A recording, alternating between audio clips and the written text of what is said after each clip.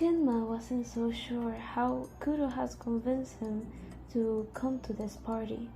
This was exactly the type of event that made the young blonde boy cringe.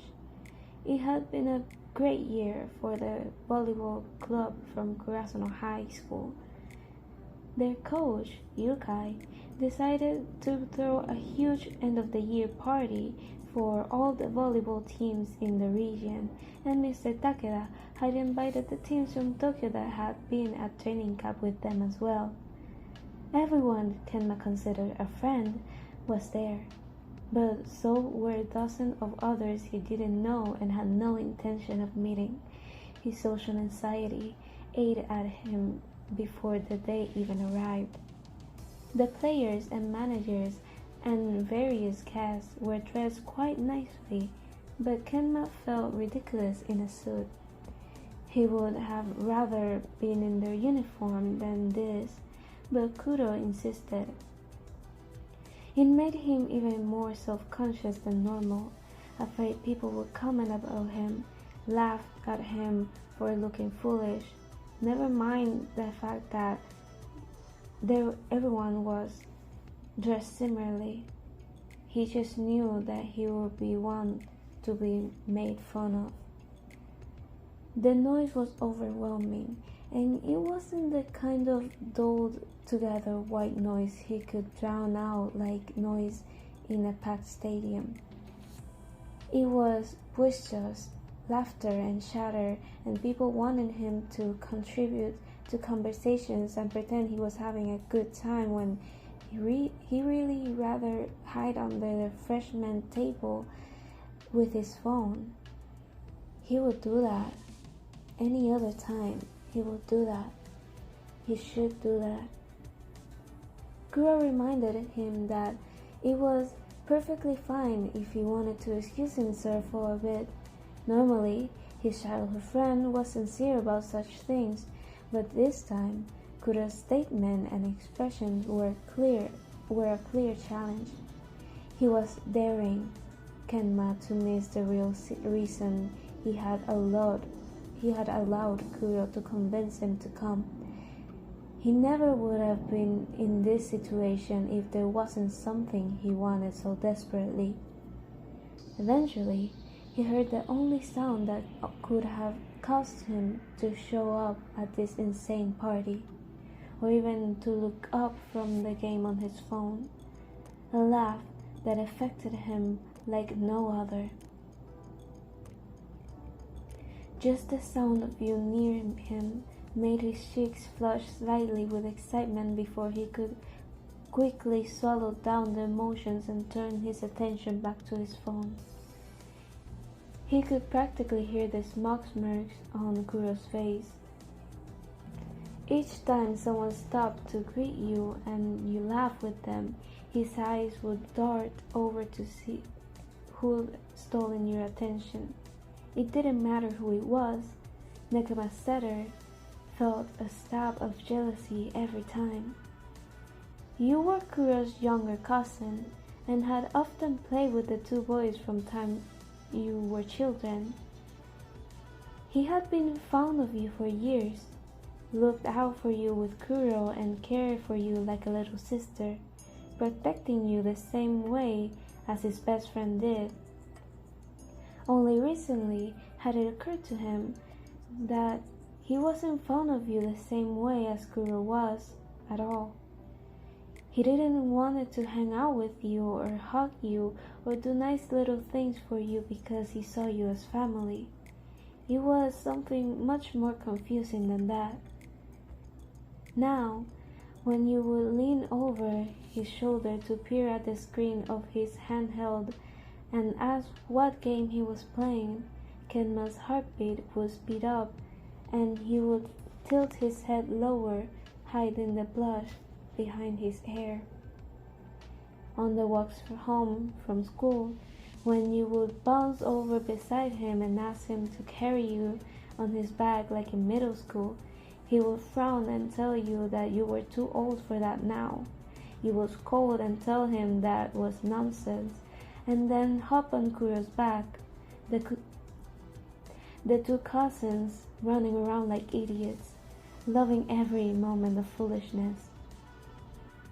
Truthfully, Kenma would only decline because the thought of his arms and hands supporting your thighs in your school uniform caused sweat to bead on his brow, while his mouth simultaneously went dry.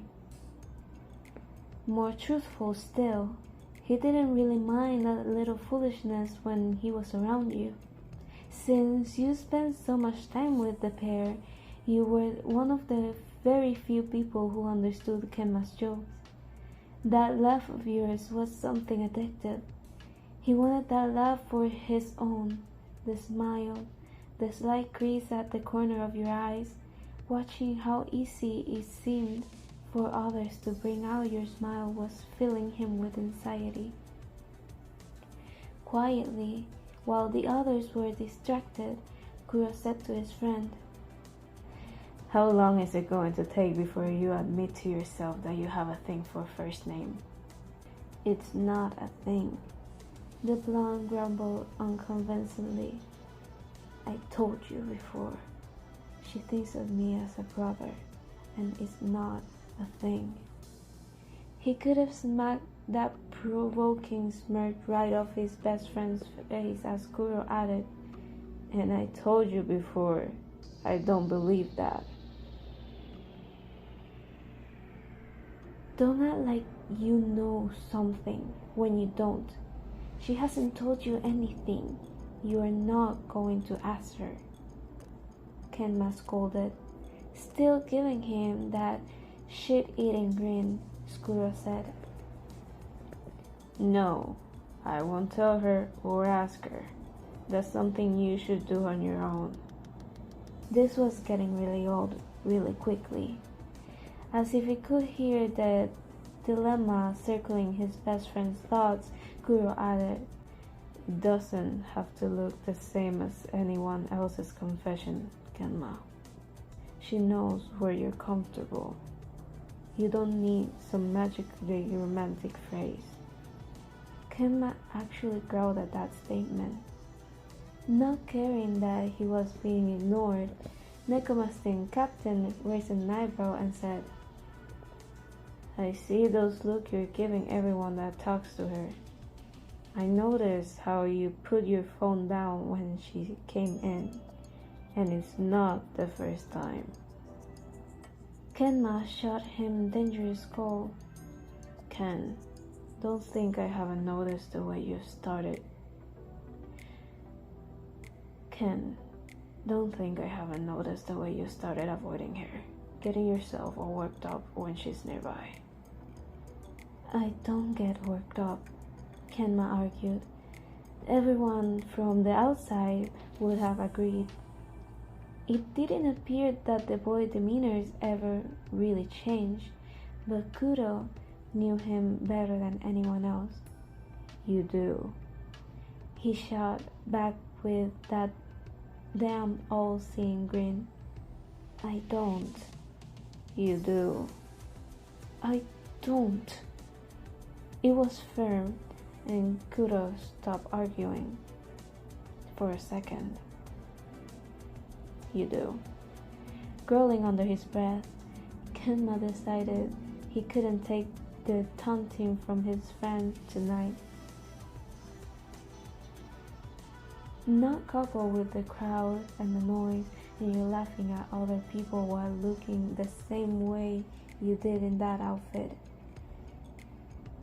Sighing, he shoved his hands in his pocket and walked outside. Time skip. You needed a break. This party hall was extremely crowded, and though you were having a great time, you needed a minute to hide out from your cousin Kuroo. He had always been a little overprotective of you, but tonight he was being ridiculous. Anytime a guy was remotely friendly to you, he would stand just behind you and give off a frightening glare, scaring them off someplace else. Even boys you've known for years. It wasn't like everyone was a stranger to you. you had recently joined the Nekoma volleyball team as one of their managers, which Yamamoto had been extremely thrilled about. And so the year had been spent making friends with players and managers from all different schools. It had been one of the most fun years of your life, and you had really opened up since joining the club. It didn't seem to matter to your cousin this particular evening whether the boys were actually hitting on you or just making polite small talk. For whatever reason, he wasn't allowing them any of your time. After scolding him publicly, you stormed outside to cool off. You weren't interested in any of those players. He should have known that. He was good at reading people, especially you, and you hadn't been making much effort to hide your crush. There had been only one boy that you wanted, and it had started long before high school, and that boy hadn't so much said a hello to you that evening. Rounding the low wall around the party hall, you saw the exact boy you were currently thinking about. "Kenma, hey!" he called as you approached. He barely glanced up at you from his phone, but that was just like him. He didn't greet you though, which was not like him. "I was looking for you inside, but you already escaped, I see." Still no response. Still not normal from him. Not when he was with you anyway. You frowned, feeling suddenly anxious, but you tried to ignore it. Like you always did, you put one hand on his shoulder and lifted to your toes slightly, resting your chin on the back of your hand. You swore he actually flinched at your touch, causing your stomach to begin tightening. You told yourself he was probably just on edge because of the whole party thing. Pointing to the screen with your free hand, you asked, "What lever are you on this time?" He shrugged, though you could clearly see the answer written in the corner of the screen. Suddenly, you were afraid you had been coming on too strong the past few months. Now, he must be onto you and didn't return the feelings, or worse, he was so uncomfortable that he didn't even want to stay friends. The exact reason you feared saying something. "Have I?" You stuttered softly, having to clear the worried sound from your voice. "Have I done something to upset you? Are you mad at me, Ken?" Kenma spun around quickly, falling lower to his side. "No, it was too overwhelming inside.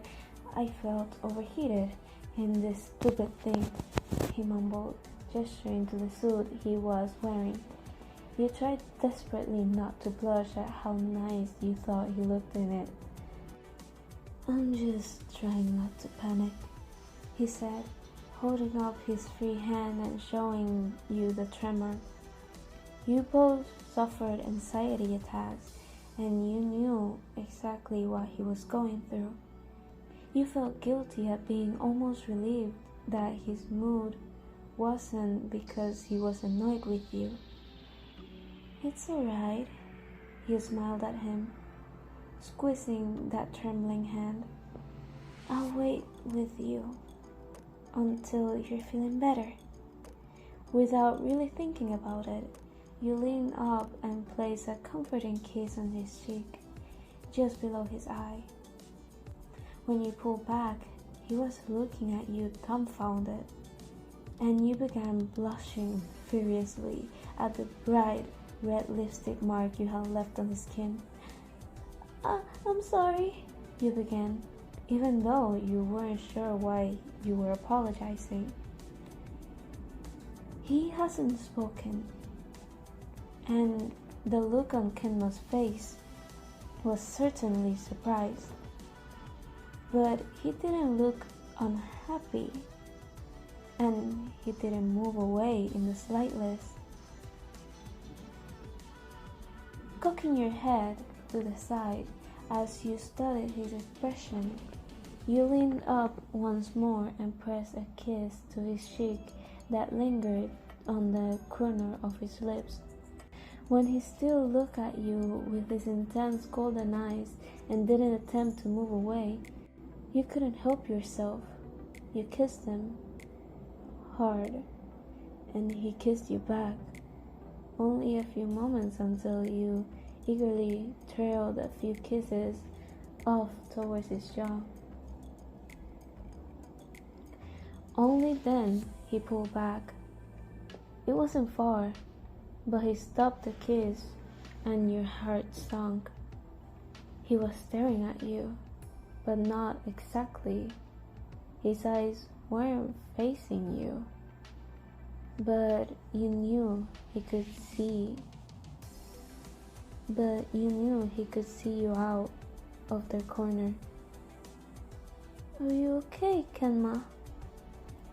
He couldn't seem to manage looking at you directly. Your lipstick was smeared everywhere on his face, and you suddenly felt guilty about getting so carried away with someone as shy as Nekoma Setter. You cursed yourself for reading the wrong signals. Kenma, I'm sorry. I thought you wanted... He held up a hand to silence you, and then dropped it back to his side, still looking away at nothing in particular. Kenma rubbed the back of his index finger along the bottom lip. You swallowed hard, mortified that he was actually wiping away the kisses, but he continued to run the finger over his lips. A light blush dusting his cheeks while cat-like eyes blinked shut. He was quiet as he let the back of his fingers rest gently where your lips had been just moments before. Though his eyes were still closed and he said nothing, you let out a relieved breath and understood finally that you hadn't offended him.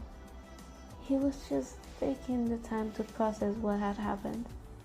He was deciding whether or not it had been too overwhelming. Watching a replay behind shut lids, choosing his own next move, choosing if he wanted to continue playing your game. Your stomach flustered with anxious butterflies while giving him the time he needed. It didn't take long, but it felt like it had been ages. Finally, golden eyes glanced up at you. His voice, soft, seemed even softer. He'll never let me hear the end of this, Kenma pouted. What? You questioned. Who won't? And an annoyed huff caught in his throat as he raised an eyebrow at you. Kuroo? It was easy to tell by his expression that you had guessed correctly. What he got to do with any of this? You asked incredulously. Eyes staring away again, he mumbled. He was right. Now it was your turn to look annoyed. Kenma pressed the heel of his hand against his temple and replied. He said I should stop ruining the party, being jealous and pouty, and confess I like you. I told him he was ridiculous. Kenma held out his phone to you. You looked confused for a moment and then glanced at the screen to see a text conversation between the two boys. Sighing, Kenma moaned. He said he wouldn't let me make it to the end of the party without confessing. You smiled down at the last exchange between the two. A text from Kenma. Then I just won't come back inside the rest of the night. And you're not allowed to say where I've gone. Kuroo's text. Deal. Thinking back to Kuroo making things unbearable for you to stay inside, you smirked at your own mischievous cousin. He's cheated, Ken. And you explained. And technically you haven't confessed anything, so... But I did confess, he said, with more force in his voice than you had ever heard. I mean, maybe it wasn't the way a guy would normally say it, but I did tell you how I feel. I thought you of all people would. He trailed off. You were smiling softly to let him know that you actually knew that. Of course, you understood that about him. His lips twitched upwards slightly, realizing you were only teasing. Maybe it wouldn't hurt to say it a little louder though. He purred softly, cupping your face, sliding one hand tenderly onto your collar hair, and meeting your lips once more.